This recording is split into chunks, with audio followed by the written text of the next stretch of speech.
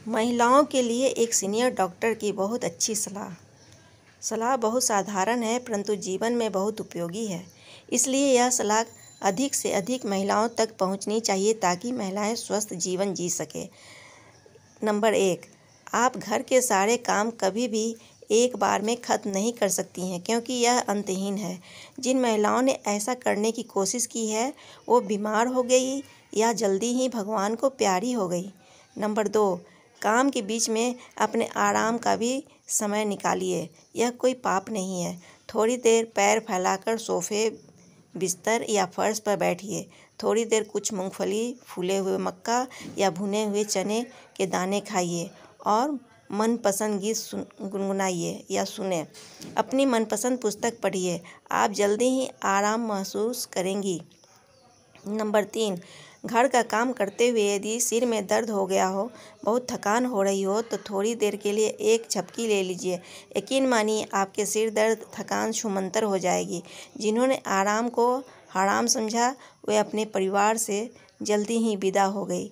Number 4, सोने के लिए कभी भी नींद या नशे की गोलियों का सहारा मत लीजिए। इनके बुरे प्रभाव से दिमाग और शरीर के अनेक अंग खराब हो जाते हैं। भूलने की समस्या पैदा हो जाती है। सोने के लिए अपने दिमाग को शांत कीजिए। सोचिए मत, चिंता बिल्कुल मत कीजिए। सब कुछ अपने समय पर ही सही हो जाता है।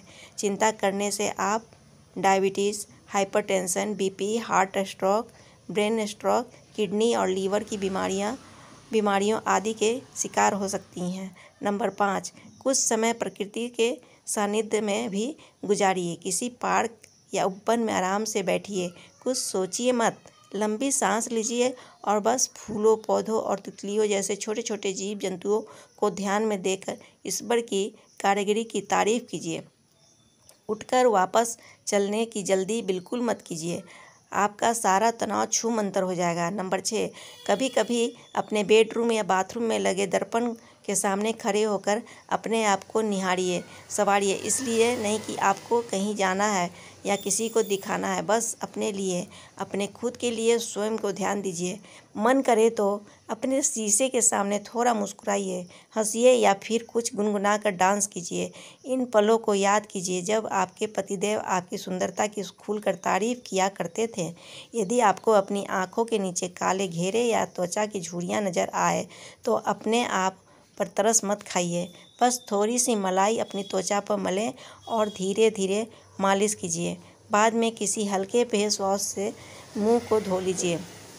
यकीन मानिए आप स्वयं को सुंदर और तरोताज़ा महसूस करेंगे। नंबर 7, किसी दिन जरा सा समय मिले तो अपनी यादों को पिटारा अपने शादी के एल्बम खोल लीजिए। उन पलों और उसमें जुड़ी हंसी ठिठोली को याद कीजिए। निश्चित ही आपके चेहरे पर अद्भुत मुस्कान आ जाएगी। बुरी यादों को मकड़ी के गंदे जालों की तरह झाड़ कर बाहर फेंक दीजिए। नंबर 8, यदि मन करे तो अपने लिए भी बाहर से कोई स्नैक्स, सॉफ्ट ड्रिंक्स, जूस आदि लेकर उसका आनंद लीजिए। आपका हमेशा ही अपने परिवार, बच्चों, पोतरों आदि के बारे में सोचती रही हैं। कभी कभी अपने लिए भी कुछ सोच लीजिए। नंबर 9, घर में काम ज़्यादा हो तो घर में ऐसी मशीनें लगाइए जिनसे कुछ समय आसान हो जाए।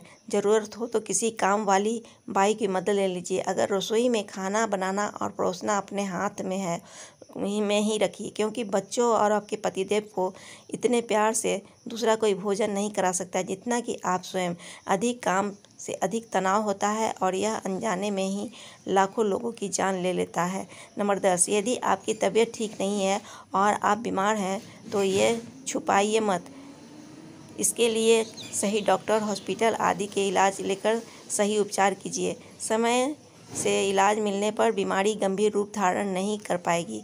यह आपके जीवन का प्रश्न है, इसमें लापरवाही बिल्कुल मत कीजिए। नंबर 11, समय समय पर अपना बीपी, शुगर चेक करते रहिए, चाहे आप बीमार हो या ना हो।